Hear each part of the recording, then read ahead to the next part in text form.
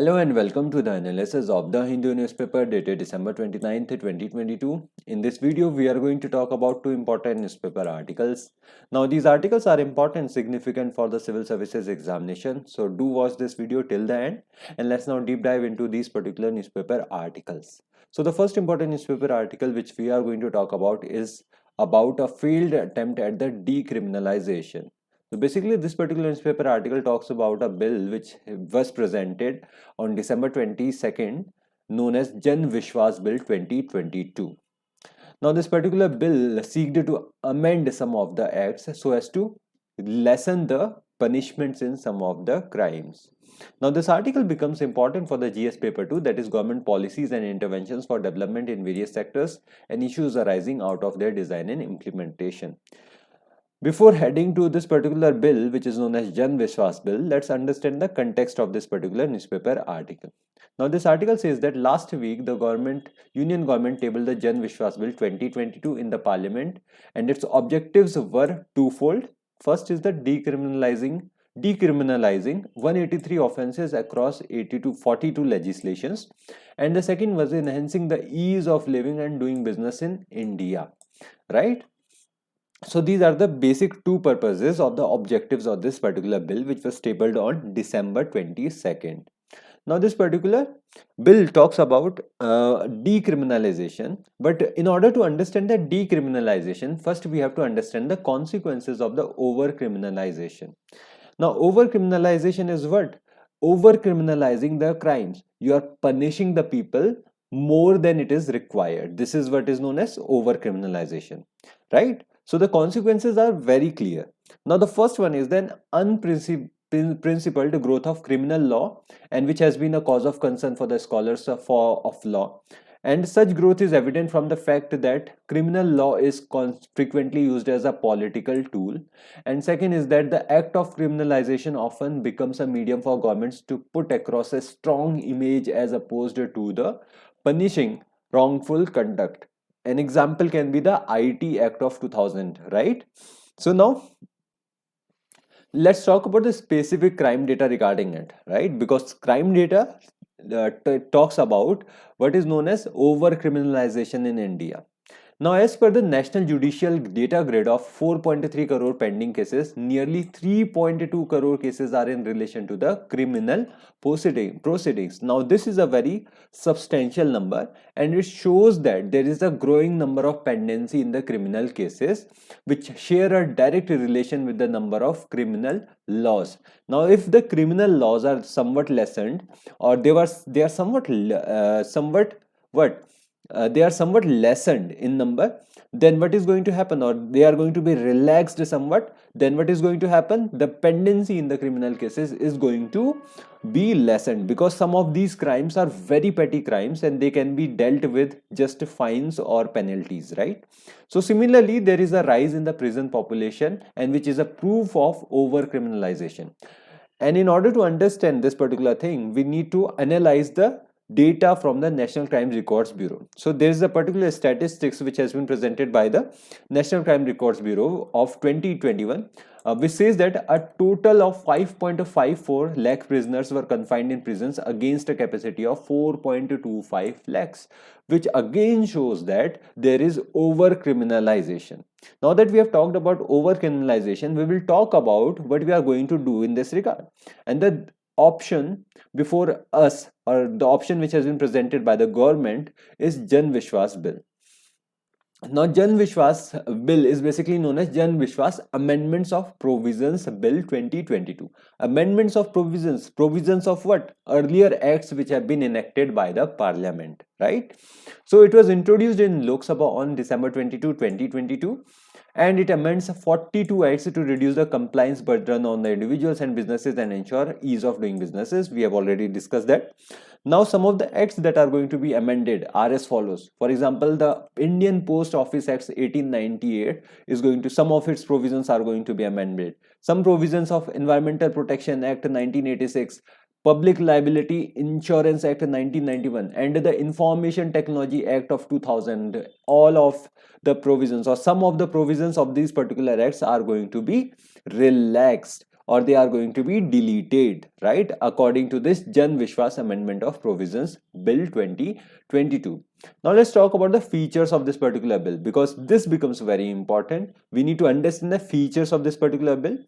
Now the understanding of these features will help us in the mains answer writing. So the first feature is that decriminalizing certain offenses, right? So we are going to decriminalize some of the offenses. So under this particular bill, several offenses with an imprisonment term in certain acts have been decriminalized by imposing only a monetary penalty. Some of the petty crimes, for example, under the Agricultural Produce Grading and Marking Act 1937, counterfeiting grade designation marks is punishable with imprisonment of up to 3 years and a fine of up to 5,000 rupees. Now this imprisonment is absolutely rubbish, right? You need to just impose the penalty. So the bill replaces this with the penalty of 8 lakh rupees. Now this amount is substantial, but the imprisonment which the person has to face, now that is being lessened. This is the essence of this particular bill. And if we talk about the grade designation mark, then it indicates the quality of article under 1937 Act, right?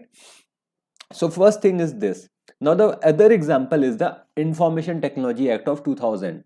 Now disclosing personal information is a breach of a lawful contract, and it is punishable with imprisonment of up to 3 years or a fine of up to 5 lakh rupees or both in this particular time, right? But the bill replaces this with a penalty of up to 25 lakh rupees, right? So the amount has been increased, but the imprisonment has been what? It has been nullified, right? So this is what is known as turning the imprisonments or some of the cases in which the imprisonment can happen into monetary penalty. And at the same time, we are doing what? We are reducing the imprisonment, but we are increasing the monetary penalty. We have seen in this two cases, for example, the Agriculture Produce Grading and Marking Act 1937 and Information Technology Act of 2000. Now some of the certain offenses have been decriminalizing by imposing a penalty instead of a fine. Now you need to understand the difference between the penalty and the fine before that. So penalty is basically it does not involve the court proceedings, and they are imposed when a person does not comply with the provisions of a specified act. So you need not court to interfere in it. There will be an adjudicating officer and he will look into the case, right? And in the case of fine, the court matters are involved because court is going to basically order the fine. Now this increases the burden on the courts, because in every case you have to go before the court, and then the court will impose a fine. But in the case of penalties, the court proceedings are not involved. There is an adjudicating officer who will impose the fines, right? So now the fines are going to be replaced with penalties. For instance, under the Patents Act of 1970, a person selling a falsely represented article as patented in subject in India is subjected to a fine of up to 1 lakh rupees, right? Fine which is imposed by the court. Now this is going to be replaced with a penalty which may be up to 10 lakh rupees. In case of a continuing claim, there shall be an additional penalty of 1,000 rupees per day. So the fines are going to be now replaced by penalties according to this particular bill, Jan Vishwas Bill 2022, right? So other features of the bill involved revision of the fines and the penalties. The bill increases the fines and penalties for various offenses in the specified acts. We have earlier seen that monetary penalties have been increased, right? And further, these fines and penalties will be increased by 10% of minimum amount every 3 years. So they are going to be revised as well. Now the third feature of this particular bill talks about appointing adjudicating officers. Now in order to impose all of the penalties instead of the fines are imposed by the court, but penalties are imposed by an officer appointed by the central government. Now this is going to be the adjudicating officer who will be appointed by the central government, and as per the bill, the central government may appoint one or more adjudicating officers for the purposes of determining penalties, and the adjudicating officers may summon individuals for evidence and conduct inquiries into the violations of the respected acts. And these acts include the Agriculture Produce Grading and Marking Act 1937, Environmental Protection, Air Prevention and Control of Pollution Act 1981, the Environmental Protection Act 1986, and the Public Liability Insurance Act 1991. According to these acts, whatever the penalties are going to be issued, they are going to be issued by the adjudicating officer. And if you are not satisfied with the proceedings of the adjudicating officer, you can basically go to the court as well. So there are appellate mechanisms for any person aggrieved by the order passing by the adjudicating officer. For instance, in the Environmental Protection Act 1986, appeals may be filed with the NGT, that is National Green Tribunal, within 60 days from that particular order. So these are the features of this particular bill, right? Three features. First one is regarding the nullifying of the imprisonment and converting it into the penalties or the fines. And the second one is converting the fines into the penalties. And then the third one is the appellate mechanisms, we have talked about adjudicating officer. And then adjudicating officer, if you are not satisfied with the adjudicating officer, then you can also have appellate mechanisms. For example, in the case of Environmental Protection Act, you can go to the NGT, that is National Green Tribunal, right? So these are the features of this particular bill. Now let's talk about what can be the way forward in this regard, because this particular bill has not been passed in the parliament, but it is a very good way forward. So the first thing is that the debates are ongoing about the decriminalization of several offences under, such as sedition offences under the NDPS and the UAPA Acts, Triple Talaq and anti-conversion laws, etc. And there is an urgent need to assess these offences on a principled basis, right? So the second thing is that the intent of the bill is merely to ensure that imprisonment is replaced with fines for as many offences as possible, and the extent to which it succeeds in decriminalizing offences, however, is questionable, right? And apart from it, if these faults are to be rectified, it is pertinent that a more comprehensive exercise is undertaken and the government prioritizes the needs and requirements of the criminal justice system. It doesn't just serve its own purposes, but it serves the purposes of the criminal justice system. So these are the way forwards in this particular regard.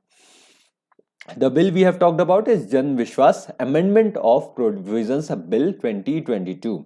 Right, and it has not been passed in the parliament, but this particular bill can be used somewhere in the mains answer writing, right? So this is it regarding this particular newspaper article. Let's now talk about next important newspaper article. Now this particular newspaper article talks about a free trade agreement between the India and UAE and India and Australia. What we are going to analyze is the free trade agreement between the India and Australia, which is known as India-Australia Economic Cooperation and Trade Agreement, and it is basically going to be implemented or come into being from December 29th. So this becomes very important. Now the context of this particular newspaper article.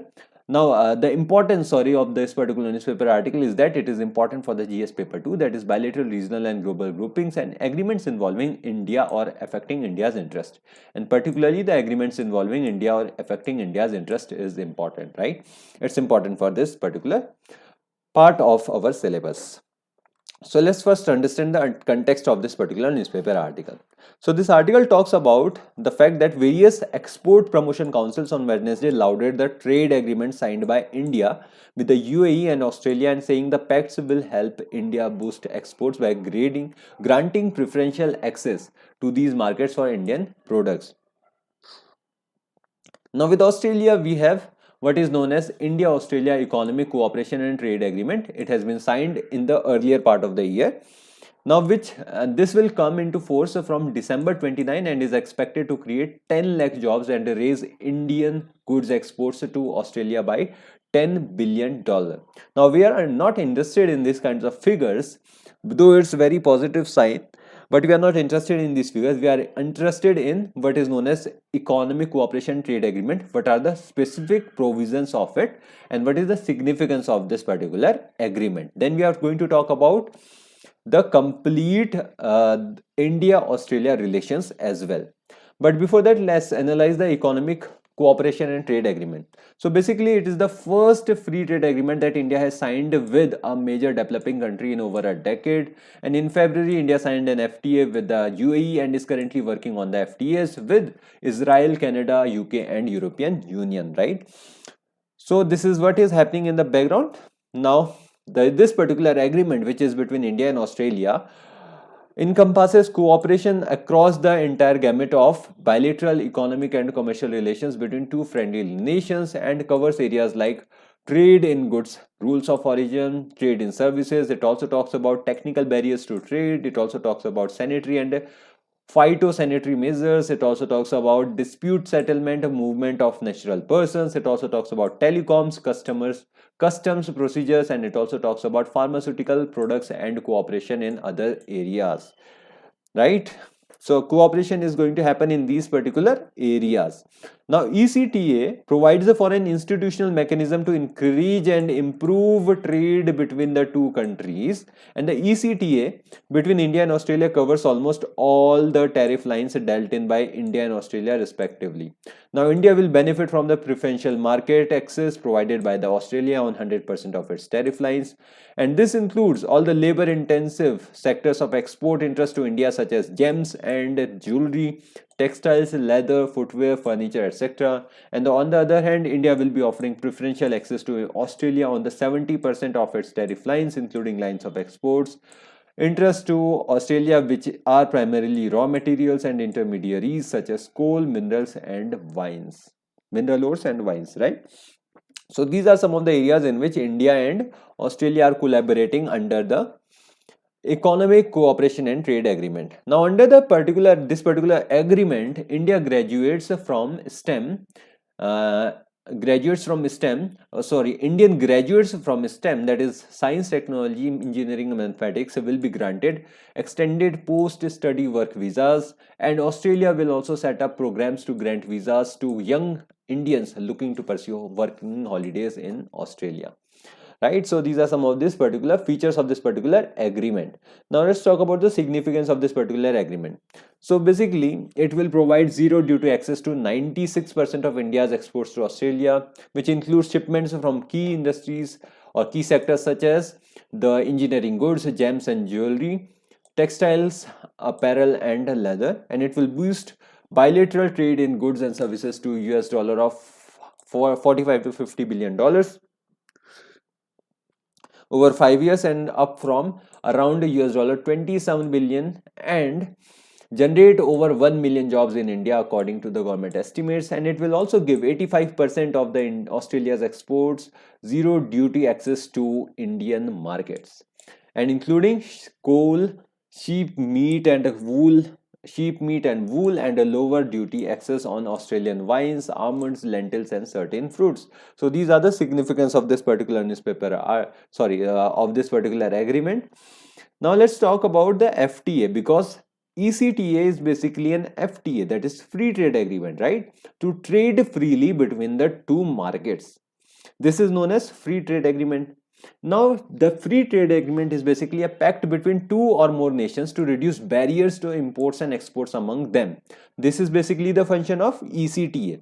So, ECTA is FTA, that is free trade agreement, right? And under a free trade policy, goods and services can be bought and sold across international borders with little or no government tariffs, quotas, subsidies or prohibitions to inhibit their exchange. And the concept of free trade is the opposite of trade protectionism or economic isolationism, right? Basically, free trade guarantees other countries access to our markets and they grant access to their markets. And FTAs can be basically of three types, that is preferential trade agreement, comprehensive economic cooperation agreement, and we also have comprehensive economic partnership agreement. So these are basically three types of FTAs, of free trade agreements. But what's important is to understand the India and Australia trade relations so far.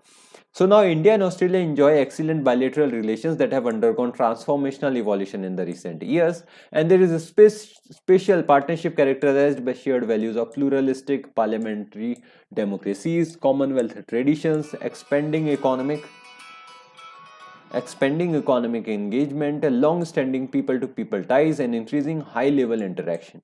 Now, India and Australia comprehensive strategic partnership initiated during the India-Australia Leaders Virtual Summit held in June 2020 is the cornerstone of India-Australia multifaceted bilateral relations, right? And growing Australia economic and commercial relations contribute to a stability and strength of the rapidly diversifying and deepening bilateral relations between the two countries. And India and Australia have been each other's important trading partners. For example, Australia is the 17th largest trading partner of India,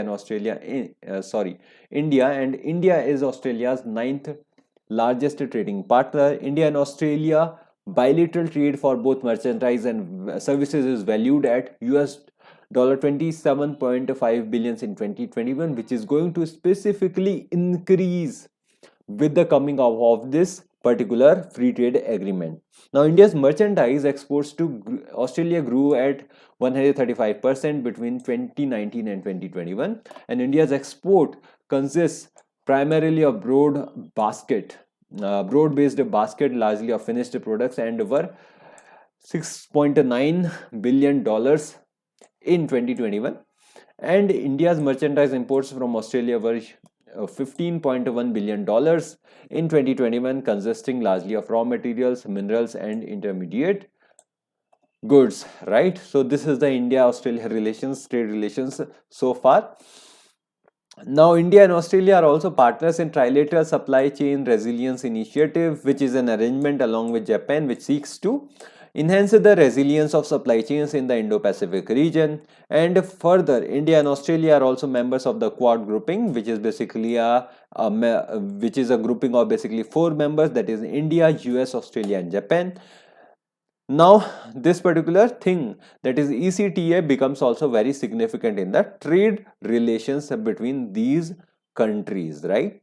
And what can be the way forward in this regard? So, shared values, shared interests, shared geography, and shared objectives are the bedrock of deepening India and Australia ties, because Australia is somewhat upset with the relations with the China. So India can expect better access to the markets of the Australia, better trade with the Australia, and both India and Australia share a vision of free, open, inclusive, and rules-based Indo-Pacific region and cooperative use of the seas by adherence to the international laws, including the UN clause, which is basically the law of the seas, and there is also going to be a peaceful resolution of the disputes rather than unilateral or coercive actions with the deepening of the ties, right? And apart from it, India-Australia ECTA will further cement the already deep, close, and strategic relations between the two countries, and it will significantly enhance bilateral trade in goods and services. It will create new employment opportunities, raise living standards, and improve the general welfare of the peoples of the two countries. And this is what we want: general welfare of the people in both of the countries, right? So this is it regarding this particular newspaper article. I know this has been very boring, but you have to read sometimes the boring stuff, right? So this is it regarding this particular newspaper article, and this is it for the day. Thank you from my side. Do like and share the video and subscribe to this channel. Have a good day. Bye.